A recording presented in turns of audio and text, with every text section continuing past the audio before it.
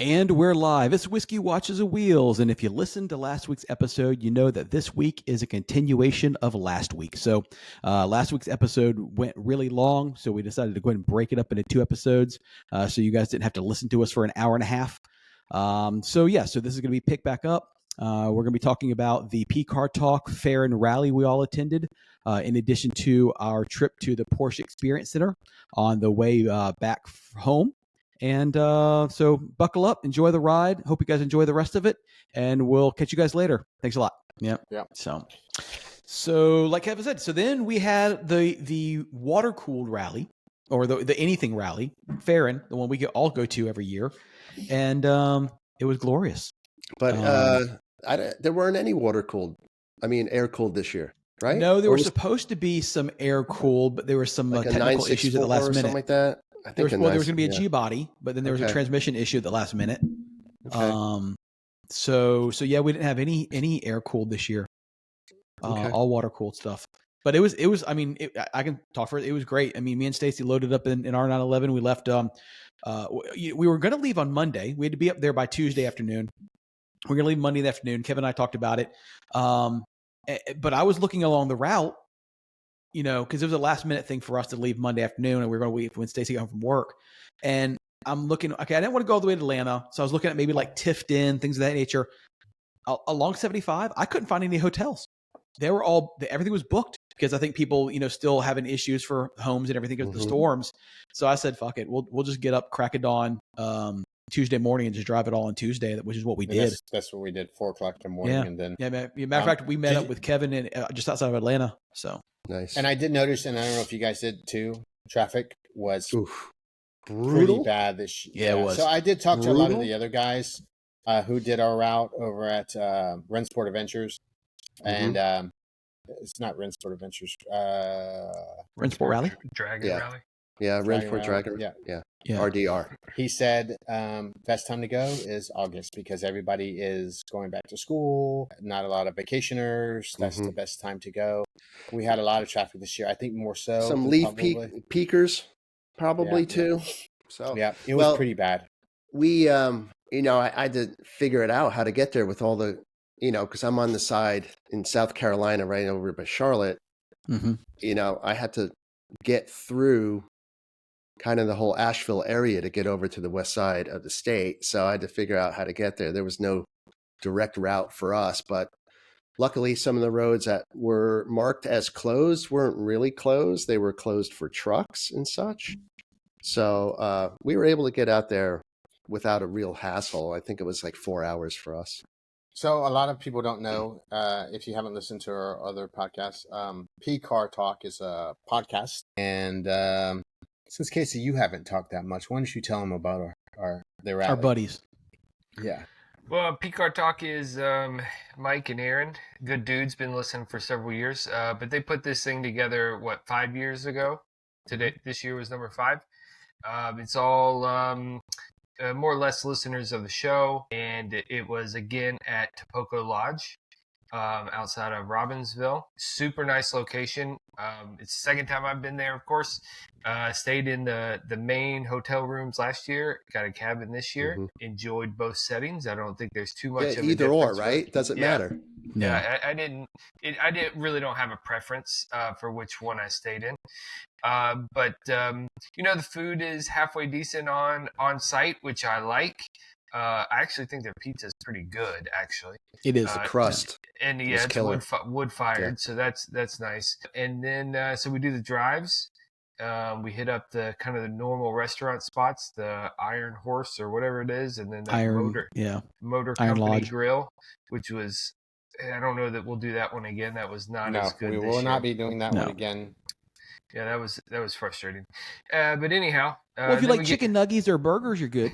Then we get back to the lodge and we tell fake stories about how fast we were driving and how much traffic there was. And then sit around the campfire, have a couple adult beverages, and do it again the next day. And then you, like me, you go back to the cabin, get butt naked in the hot tub, and rock on. No, we didn't have that opportunity. I heard some talk. So you had a hot tub? Yeah. Did you guys not have outside a of your hot room? tub? You didn't get Outside the room invite on the balcony. So we had the same cabin. So just so there's listening, if you go to Poco Lodge's website and look at this, but they have these different cabins, and each cabin is kind of split into 2 units, almost like 2 condos. And or so 3. we were in the what's that? Or Yours at 3? Yeah. Okay. So Stacey and I were in the same cabin as last year, only the opposite side. So our section last year had a hot tub on the balcony, and then the section this year had a hot tub on the balcony. Your essential oils were still there then. I did tell Ernie, I said, Ernie, just so you know, I fucked in your hot tub last year. So he got out immediately. Did we have a hot tub in our little area, Casey? No. Our room had an electric fireplace. Oh, so I didn't have that. See, my wife really enjoyed the electric fireplace. We didn't have Jack except for a straight line right to the lodge. So it was a straight shot for us. Yeah. Yeah. So because it was fucking cold out. It was chilly. Yes, which was great for me because me and Matt, we don't experience weather like that, so we actually get to wear. If I was a woman, I would wear Uggs, but boots. You get to dress up. We get to jeans and got to do a bonfire every night, which we never get a chance to do. And so we had bonfires, and every morning you wake up and there's breakfast at the main area. That was pretty good. Unfortunately. I don't know. I would say fortunate or unfortunate. I did miss my wife not being there, but she did get sick, which I've talked to a couple other people, and they have said we do the Dragon Tail first thing in the morning. Last. And that needs to be last because Dragon's Tail is first thing in the morning. Right. Which Tail I don't the Dragon understand. is the first thing in the morning when we're all just getting going. Our tires are cold. Right. Engines I would have loved to come. Yeah, I would have loved to come up at the end of the day. Same with the road that will not be named. Yep. Right. Agree. We didn't get the rip that you had to do that on your own. So, I would have much rather. And I think that Kevin, I think your wife would have had a better time if we didn't start. And that's the second year we started that. Yeah. One of the race leaders, and his wife is always with, and I mean, she's a veteran, and she said, I had to come down it to meet you guys, and then we had to go back up it. And she goes, I got sick, and she said last year at their main, what's it called? RDR? Rinsport Dragon Rally. Rinsport Dragon Rally. She said over 20 people got sick. Yeah. It's just a lot for a lot of people. If you're a passenger, I think. So my wife hates it. Early in the morning, she actually, she got really, really sick, and I was actually surprised because that car, this is the first time I've actually taken the GT3 Manti out. I didn't feel like you would feel the G's, but now I also don't have harnesses. I don't have bucket seats. I got 18-way, sport comfort seats, so you do kind of slosh around.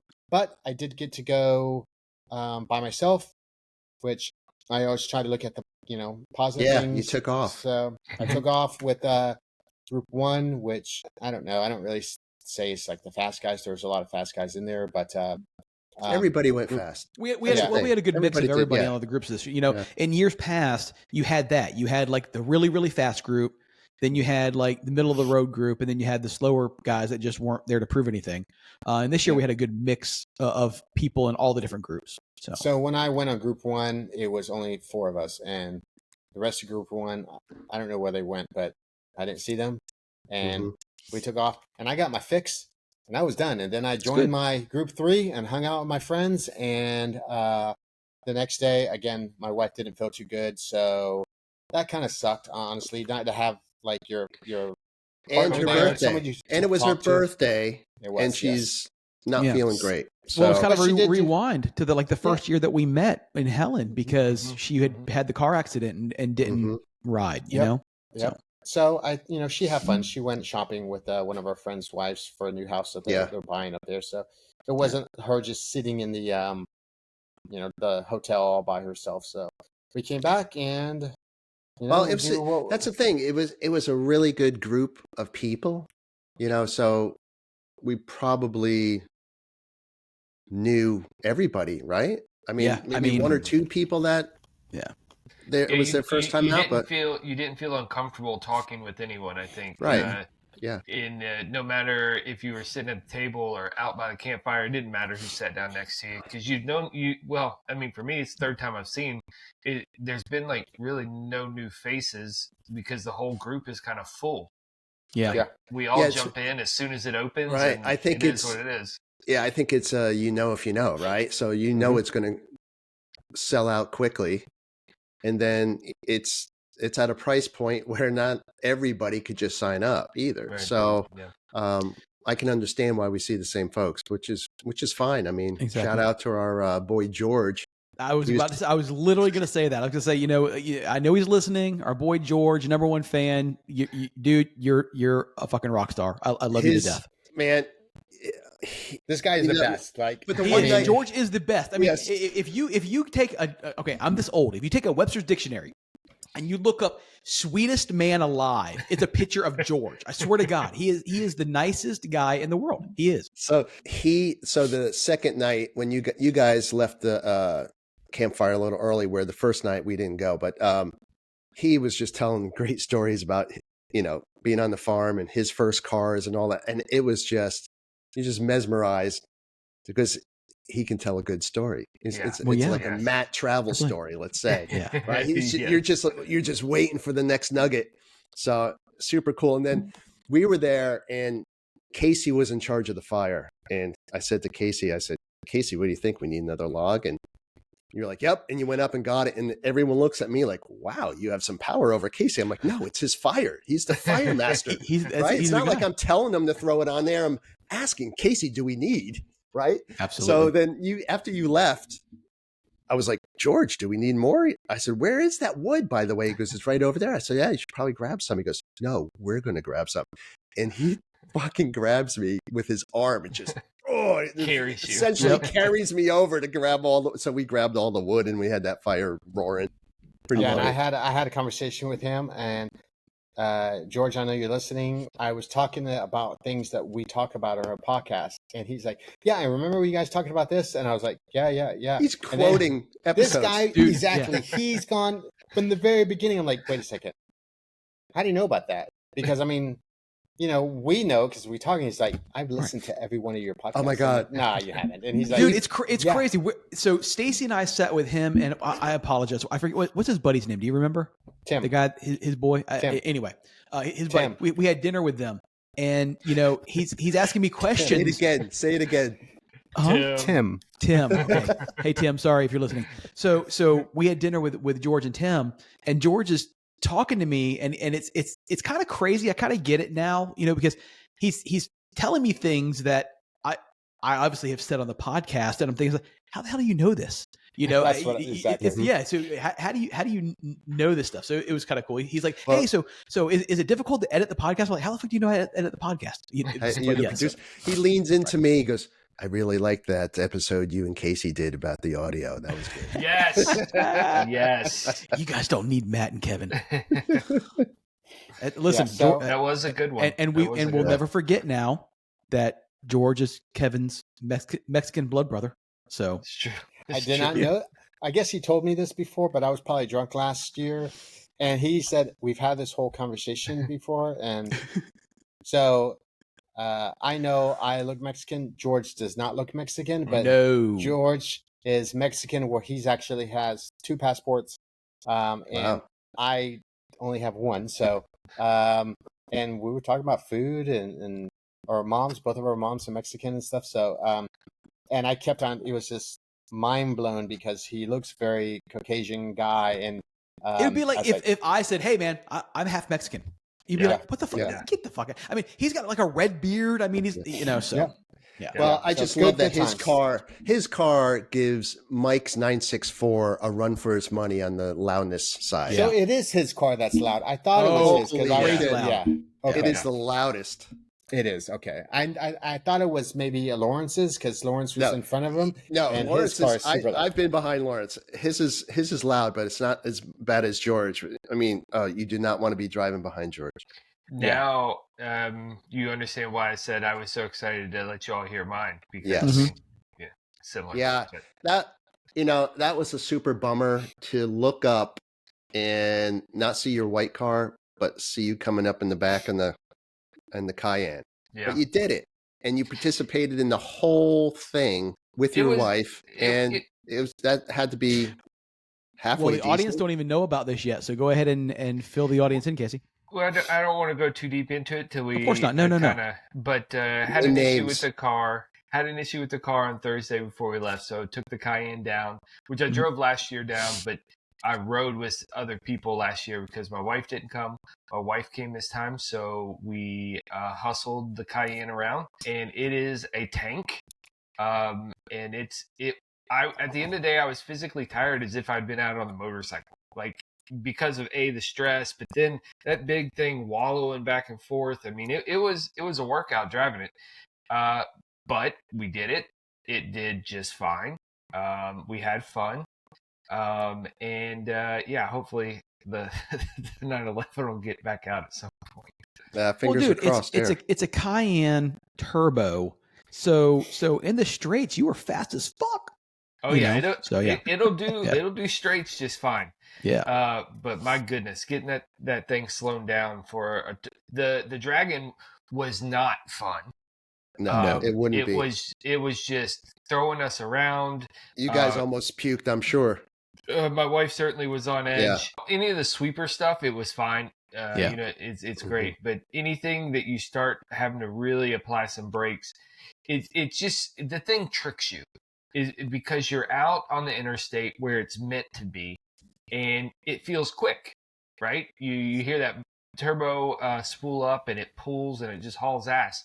But then, man, you just feel all the weight in any corner that you don't feel that on the street like you do when you're in the mountains. Well, it looked like each run group had like 10, right?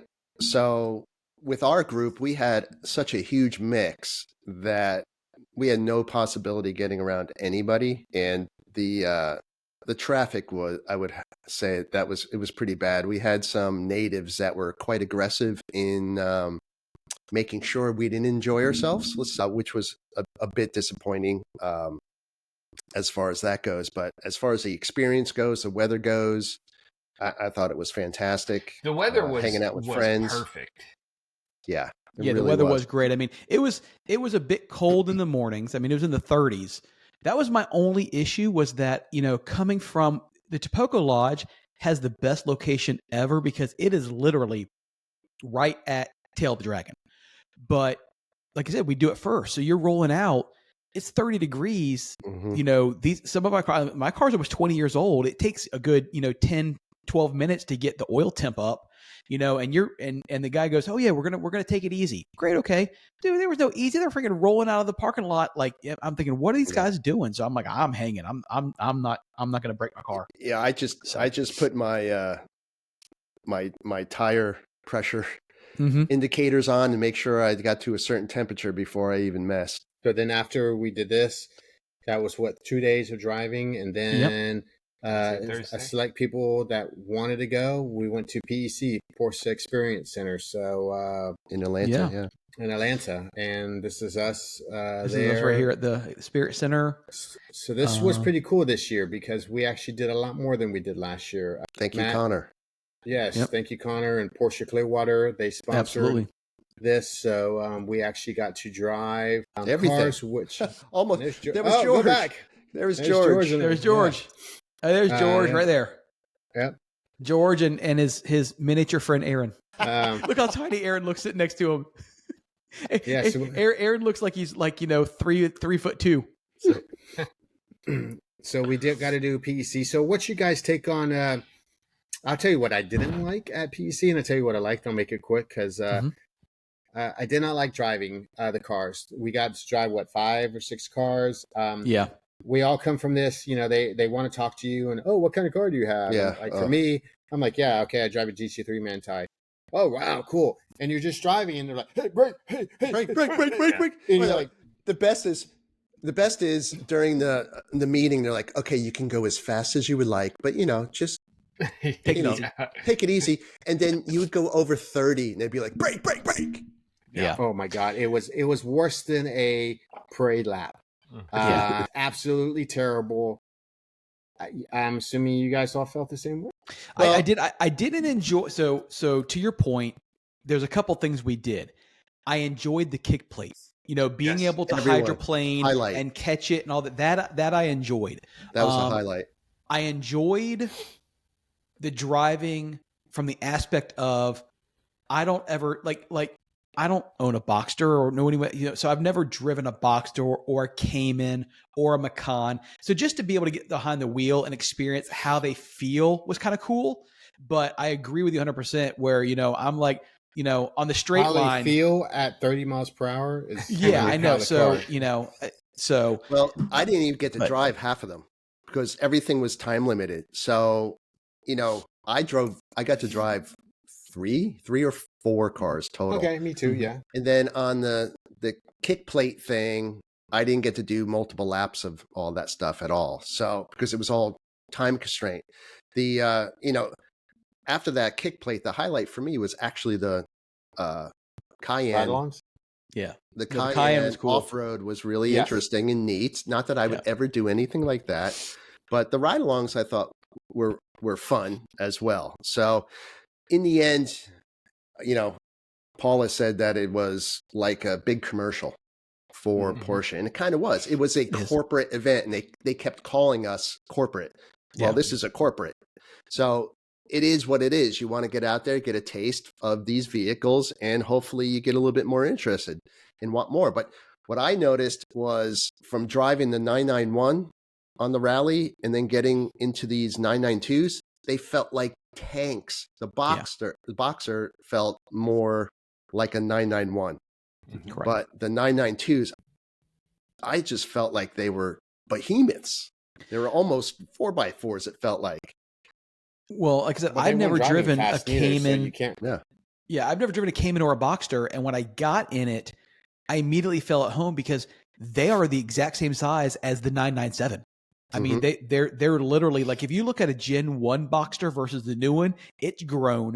So it's grown to the point that's now the same size as my 07 911, which, so I thought it felt great. Kudos to them, though. To your point, it was kind of a sales pitch without being a sales pitch. But my wife, who you guys all know, who's not necessarily a Porsche person, she puts up with my shenanigans because she loves me, I think.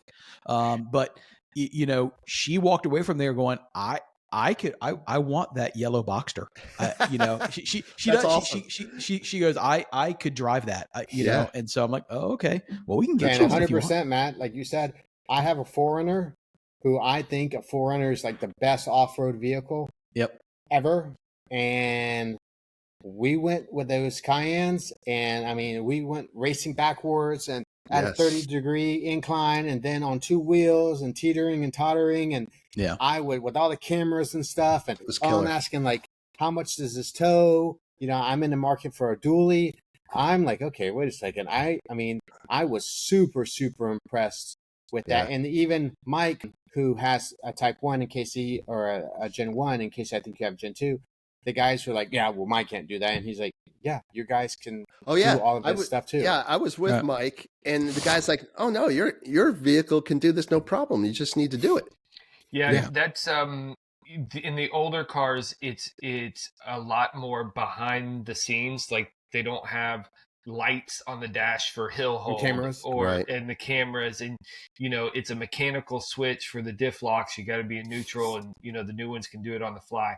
But if you actually read the manual, it has all that magic trick in it. The one thing I learned from the Cayenne portion is to stay on the gas longer. I usually would get into it, and if I start feeling slip, I'll give it like a second. And if I'm like, oh, can't figure it out, let me back down and try this again. Whereas they're just like steady throttle, let it figure it out. Just keep your foot in it. And by God, it did, right? That 70-degree incline or whatever, it just like it was chunks crazy. Away. It was great. But my wife's experience was very similar to Matt's, and really enjoyed it. And I think that was, for me, really gratifying to see her enjoy it, want to do the demo lap a couple extra times. She got to sit in all the other things, do the kick plate, which she did well in. Everybody who got their car straight, it was just a huge win. You were like, Right. That was killer. Yeah. Well, and for my wife who went into it not even wanting to drive, and she loved it. She the kick plate thing. She loved that whole aspect of it. You know, I will say this, and I have some empathy for Kevin's wife now. When we did a ride along with them, you know, I even got a little queasy. You know, so yeah, so I was like, okay, so I can see where, you know, but my problem was they didn't give you time. So I hopped in and I had this young lady by the name of Juliet who was fucking awesome. She was great. But, you know, you get in there and you don't have any time to adjust your seat. So my seat was all the way back. So I couldn't properly brace myself. Like I could barely even reach, you know, so I'm kind of floundering around as she, you know, so I just couldn't stay focused where we were going. Should have went with me and James. We had Sean, right, James? Yeah. The guy was freaking amazing. Well, I get sick too. And that guy was driving like this. Yeah. And I mean, I had a whole bunch of tickets. There were cards. Yeah. And I was going to, again. I didn't know where my wife was at because I just wanted to ride because this guy was drifting. And James, you had him too, right? No. I had the young guy, the total young guy, and the tires, the rear tires were shot. And, you know, you go and it's pretty long, so you can't see everybody. And he was just like, when we were not visible, he was like, oh yeah, we're going to get a little loose here. And he was just ripping sideways. He goes, don't tell my boss. But that was fun. She was funny. I hopped in the seat and she looked at me and the first thing she said was, most of them were like, buckle up, whatever. She goes, windows up or down? And I said, I don't care, dealer's choice. So she rolls windows down. She goes, you like music? And I said, yeah. She fucking cranks the radio all the way up and she says, let's roll. She fucking just lit them up and took off. It was pretty funny. So yeah. That's cool. Yeah, that was fun experience, you know, and then we had a little bit different experience this time for the dinner side of it, right? So last year we were at the 356 Cafe, and then this time we were at, what is it, the Carrera Cafe or 911 Cafe, something like that? Well, I think we were at the restaurant the first time, right? Yeah, the restaurant the first time. This is the Carrera Cafe, which is where, you know, people go get, you know, snacks, but they had it was great. They had a full catered, you know, buffet and everything. So it was very nice. On the patio was great. My own fault because I didn't go last year. I was bummed I didn't get to see any little 356 butters. There was no. Yeah. We were all bummed. I think me and James, Paula, other people, my wife. We were all talking about how. Well, all I've heard for the last year from you guys is about these fucking butters, and I'm like, oh, I can't wait to see these butters. And there was no butter. That's all I've heard for the last year. Everyone was saying butters. Everyone was saying that. Like, where's the butters? Where are the butters? Yeah. But it was what Mediterranean style chicken and. Yeah, it was good. They had a vegetarian lasagna, which was good. So it was all real what good. I thought was interesting is not many people were walking around with the shopping bags from the Porsche store because every time we go in there, it gets close. You get close. Yes, your wife was. She's very good at that. But I went in there and I saw this kind of retro looking. Even Mike was like, "Wow, that's a really cool jacket." It was this retro fleece. And I picked it up. I'm like, oh, this is pretty sharp. Pick it up and turn around. And there was something nasty just printed on the back. It's just like, Porsche, you get so close with having cool stuff. And then you just do something goofy. And no one buys it. There was a hoodie that I really liked. It was black and it had the hood was tartan. And I was like, wow, that's really cool. Stacey was, let's get it. And I said, no. She looks at it. It's like $285. And she's like, yeah, no, you're not getting that. And I said, well, that's good because I don't want it. So. And you're saving up for a yellow boxer. That's right. Yeah, exactly. Yeah, no shit. I mean, I told her, I said, listen, we can get one of these if you want. I said, you can find them used, fairly, but. It was really cool. Unfortunately, Matt, you didn't get to see the museum part, but. No, I did not. As you guys were running around the track, we were walking through there, not realizing that the track side stuff was happening, but we got to do that. And the fun just kept going. Museum? No. We were down at the cars. Yeah, Casey was in my group, so we didn't even know about the museum until later that night after dinner. I was kind of just walking around because it is cool because I was looking at the GT4 and they had a really cool 911 Turbo that had a Pepita print in it. So I was looking at the different cars, and then so I said, well, I'm going to go. So I went downstairs, and then I saw the museum, but by that point, everything was closed. So, well, it was we did simulators as well. Yeah, we did simulators. Yeah. Some of us did. So you didn't do it? No, in my group, just Aaron did it. It was just him. Everyone else was just like, no, I'm out. I learned my lesson last year. Oh, really? So yeah. Oh, I almost yacked. That was the closest thing I came to yakking was in those simulators. Well, the weird thing was my simulator didn't even move. I don't think mine didn't either. Mine didn't move. So you didn't jam on the brakes and it dive forward. It didn't move at all. Nope. Because Aaron was working pretty hard and his was shaking all over. Yeah, some were like Connor was in my group. Yeah. And he had the fastest lap. Yeah, Connor was in my group. And Casey, you were in my group too. No, you weren't. Yeah, Casey was, yeah. So yeah, and Connor's was moving, but mine didn't move. So got it. Well, Nash showed up as well that day, which was cool. Oh, yes. Yeah. So good to meet him. So the fun wasn't over just with that day, right? He's from Auto House Social. So he put on an event, right? Yep. Yeah, because Saturday. So well, tell me about that. Because Saturday morning, Stacy and I got up, right? Yeah. And yeah, we went to. It was kind of cool. Kevin came over later on, but down the street from the hotel we stayed at was, I guess, the very first Chick-fil-A. It's called the Dwarf House. Kind of odd, So we went there for breakfast, and then after that, met up at the hotel, and Stacey and I rolled out, and then you guys went to do some other stuff that I haven't heard about yet. So yeah, James, do you remember the name of the venue? Oh, what was the name of the brewery? New Realm. So yeah, what was it, Casey? New Realm. Yeah, New Realm Brewery in Atlanta. So Nash put together this meetup, Porsche meetup, and there were a number of other cars, some really cool cars, McLarens. There was an old Rabbit convertible, which was really cool. And we had our own parking there. So they parked us kind of like a Luftgekühlt type of thing. And we got to meet some folks from the Porsche community in Atlanta, hung out with them, and had some food there. And then there was some raffle, right? So there's some giveaways there, which the Fahren crew cleaned up on with some track days.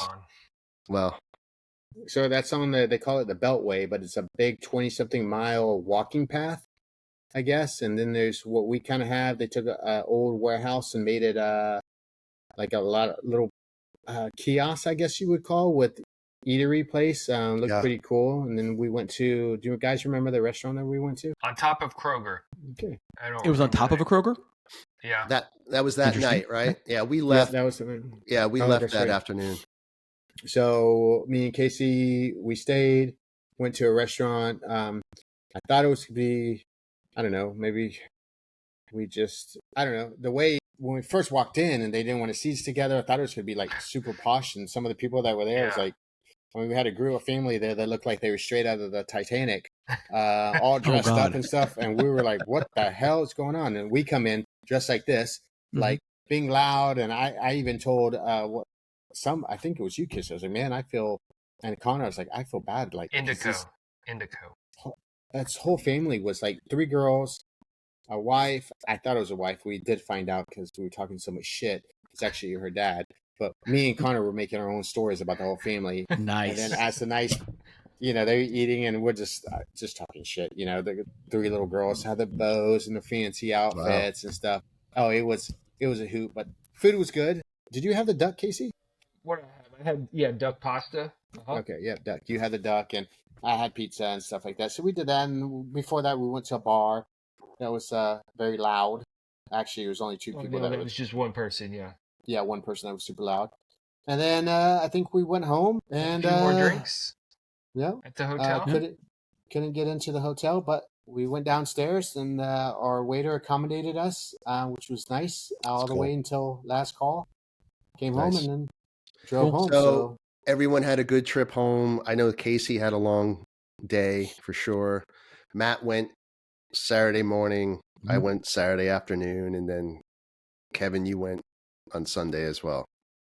So and so I mean, the ride home, there was nothing special other than massive traffic going through Georgia. It was it was fine.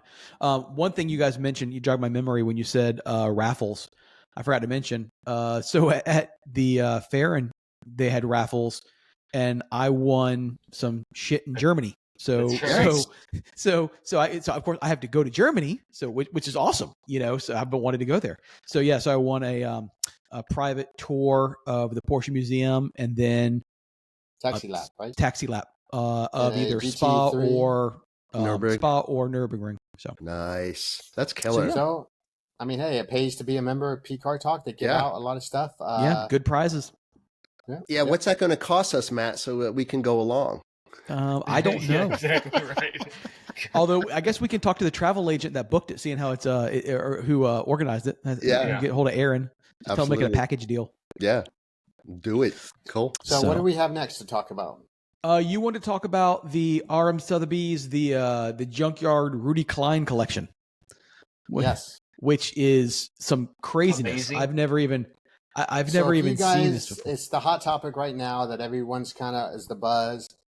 Basically, Rudy Klein's got a junkyard and seems like a lot of stuff, which perfect. You're scrolling through it. So for the people watching YouTube, you get to see all of this junk. And I personally have had a personal experience with buying stuff like this, not Porsche stuff. But I think a lot of these people are going to be, all these motors have sat outside. I don't know where the location is because I didn't go. I don't know if it's in California or what, but it does look dry. Yes, well, it doesn't matter if it looks dry or not because I can tell from these motors. Some of these motors are probably worth good, like some of the Mercedes and some of the old stuff. But that 912 looks clean. That doesn't look like it was sitting outside. Well, they're sitting outside on racks. Yeah. So when you zoom on the pictures, I don't think. Again, if it's something rare, I mean, look. So 912 engine, $2,000 to $4,000. You can see the dust on it. Yeah. Look at the rust. I've seen it. There's a lot of other cars in here. I mean, you're going to have to put new valve seats in these things, completely strip the motors. Yeah, they're going to have a lot of more than a full rebuild. It's going to be now. They have some Lamborghini Muros. Is that what they're called? In there, they got a gold wing, but the gold wing's like rusted. But it's. I think I want to say it's starts at $3 million. That's on the last page, So get past the motors. I know I have personally go to page 4. I have personally bought some stuff for motorcycles and 1960 stuff. And steering wheel for $6,000.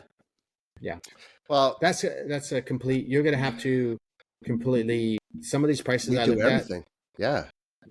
I mean, there's a slant there you go. Okay, so here you go. Here's some cars. So most of these cars, I guess you're buying them for the title because I mean $6,000 for that Targa.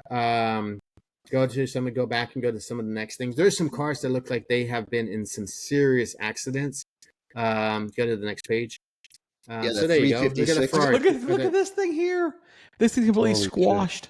Holy shit. Yeah.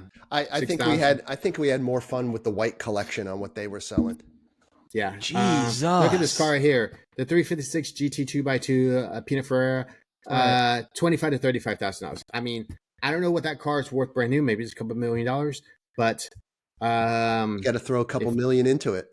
Yeah. Go to page 6 and there's some other cars in here. Here you go. I mean, look at this 1960. You're going too fast, Matt. 1966.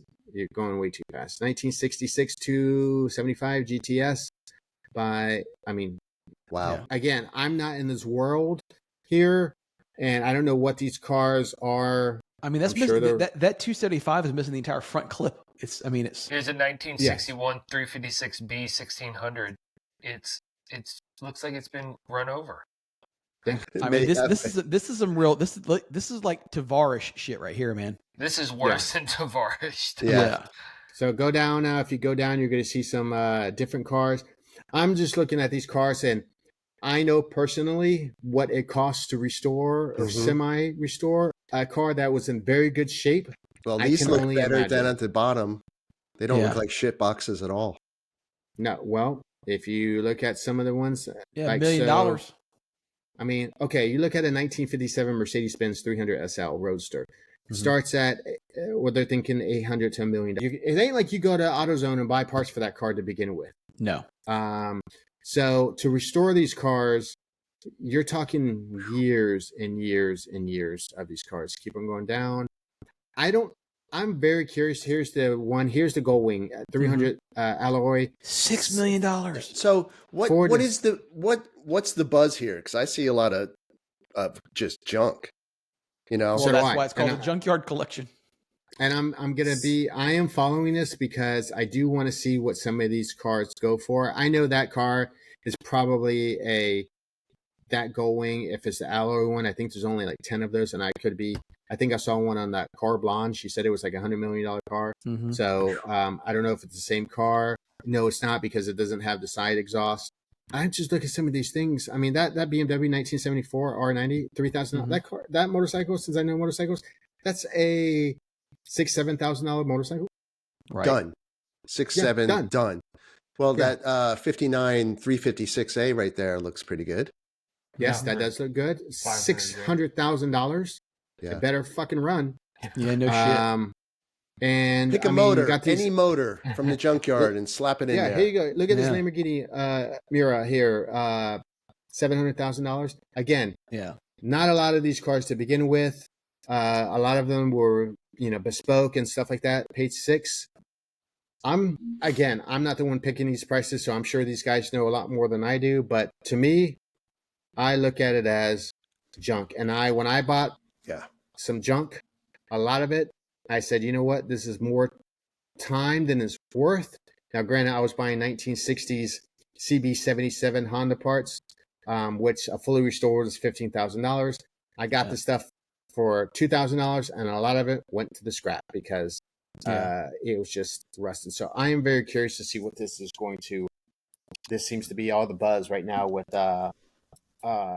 what's the guy? Yeah, I don't get it. I mean, I get it, but I don't get it. I'm really surprised that Sotheby's even took this on. That 1967 Lamborghini, Magnus was talking about that car. It looks like someone stole the wheels off of it because the wheels was off. I saw some pictures of that. Again, these cars are. Well, this one here, because it was by Bertone. Yeah. So, but still, a lot of metal work. And again, I don't know what this is. Probably in that world, who knows? It may be a $10 million car when it's all said and done. It looks very Mad Max there. Dude, so, it looks like the boys in South LA got a hold of this thing. From the back, it looks like a Datsun. It looks like the new. I saw my very first 400Z in the wild the other day. It looks very much like this. Yeah. Show the interior. You guys, keep on going.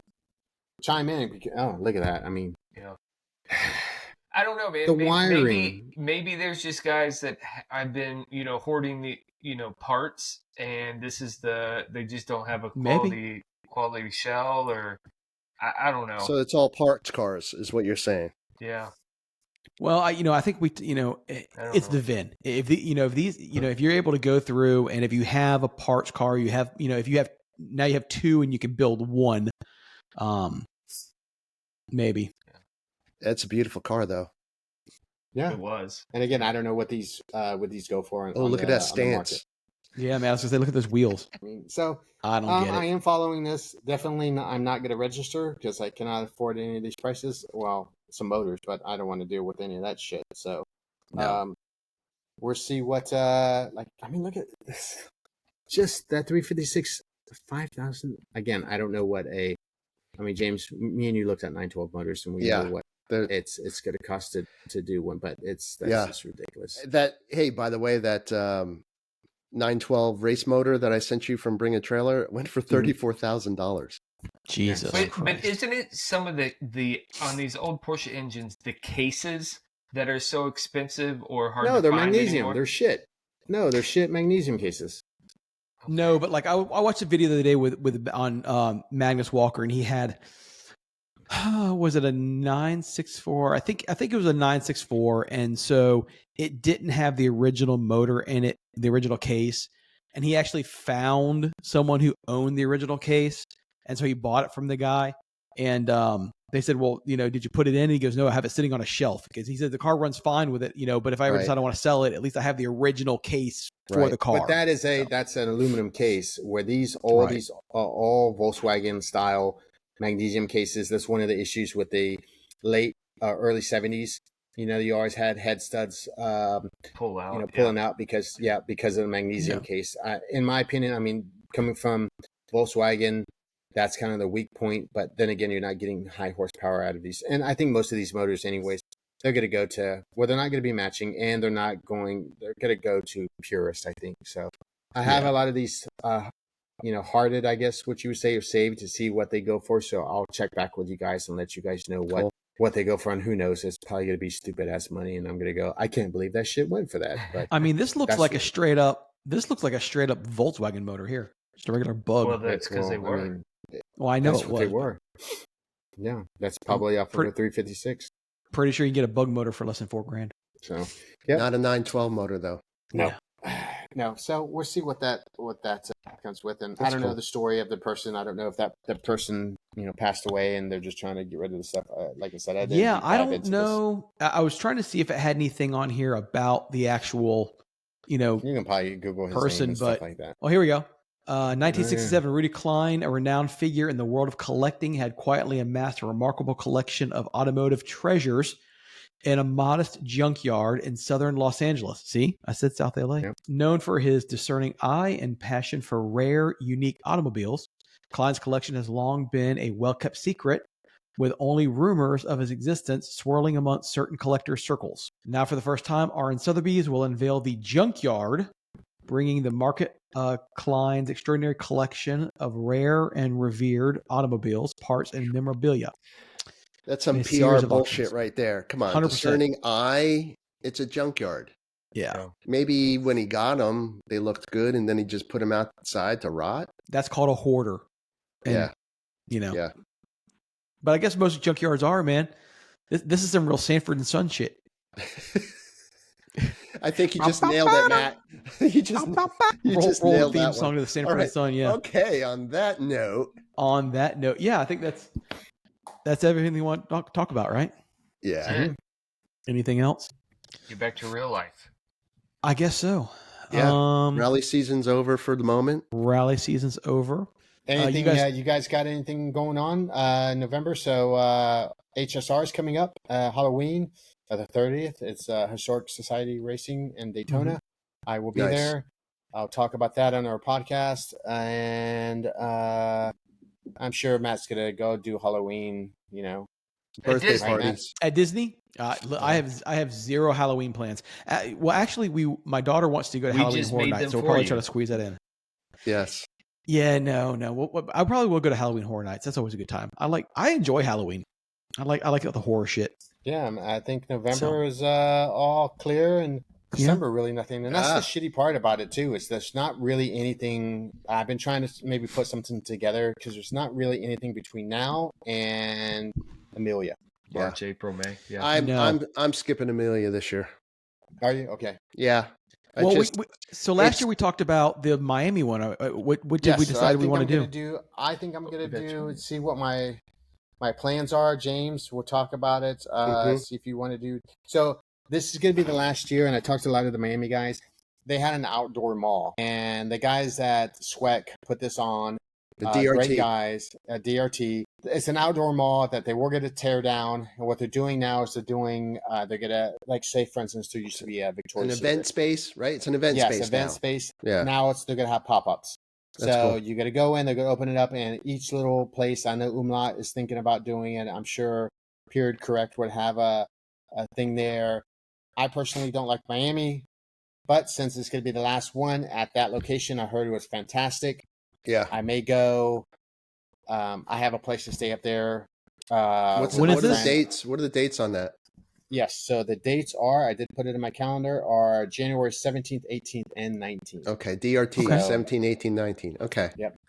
If I hit quota, I'd rather do that. The Amelia thing is just been, I don't know. It's last year we had fun, but it was kind of overrun. Everything was pricey. It's just we talked about I just need a break, I think. Well, last year was perfect for me. I usually do like you guys. I go, I stay, do all the Amelia stuff. Last year, Stacey and I just drove up the morning of, walked around, looked at everything, went home in the afternoon. It was perfect. There you go. So, and the Redwood thing was probably the coolest thing that they had, I think. I agree. I think you can do that in shit. I know, Matt, we did it, and you were there for that one day, but half a day, and then literally, beach. Stacey and I were walking around, hanging out, mostly to spend time with you guys. I mean, we could have been in and out in 5 hours. Yeah. Well, we spent our time trying to avoid you. Well, I know. I don't blame you. I'd avoid me too. It is very corporate now. I think the whole lost thing its is vibe. So I'm doing Monterey this year. I'll do Car Week. And that's is it September? September. Okay, a long time. I don't know. Okay. We'll have to I'll have to look it up. But because it just happened. It just happened like 3 weeks ago. I think need to mix it up a little bit this year or next year, I should say. But as far as November goes, my daughter turns 21 in November, so that's going to be a big month. Do you have a place to stay out there? Because you got to book that shit now. Those things for Monterey fill up fast. Yeah. So we'll take a look here. It was just one of those things that I talked about this past weekend as far as some plans for next year. So my issue with Monterey, because that's the same. That falls. That's Pebble, right? That's the whole. Yeah. So that shit's. I don't have that. I don't have that James money, man. That's some expensive shit out there, dude. Hey, Amelia's cheap. No, but compared to Pebble, Amelia's fucking dirt cheap. Well, actually, the prices aren't that bad. No, it's just the flight that you have to. You just have to get a flight up there. That's it. The flight. Yeah. I mean, everything else. We got a house, right? The three of us 2 years ago got the house, and it wasn't crazy. And me and James were just up there. We got a house. It wasn't that bad. Yeah. I mean, right. It's a good time. Yes. It's worth it. A Happy Meal is $10 instead of $7. That's just California in general. So, but Monterey is just insanely beautiful. It is. And I will say, Matt and Casey, if you guys have not been, I'm from Southern California. First time ever being to NorCal. Best driving as far as just looking at the ocean, the waves, Mavericks, everything. I couldn't believe it. And it's like two different states to me personally. And now I know why people were like, oh, you're from SoCal? Oh, you're from NorCal? Like we have this rival kind of. But for me personally, I thought it was beautiful. I would like to go again because remember I told you guys I just went on that my family trip and it would be great to go up there and bring my car over there. But with our exhaust, Casey, with your exhaust, you definitely would be getting a ticket. And, I have quiet mode. Oh, well, I don't even think it's going to pass. Right now, it's super quiet. It's very quiet. Ooh, too soon? Yeah, so... we'll see what happens. I'm sure I'll be seeing you guys. Me and Aaron are planning on maybe coming up your guys' way, maybe November or something like that. We always do something for Thanksgiving, and I don't know. We'll figure it out. Awesome. All right, guys. That's it. Awesome, fellas. Well, it has been awesome. It's been real. Good seeing you guys again. It's only been a couple days. For those listening, hit us up on Instagram. Hit us up on our website, whiskeywatcheswheels.com. Send us an email. Reach out. And if you see anything or have any suggestions, hit us up. Let us know. See you later, George. And we'll catch you guys later. All right. Peace out. Bye.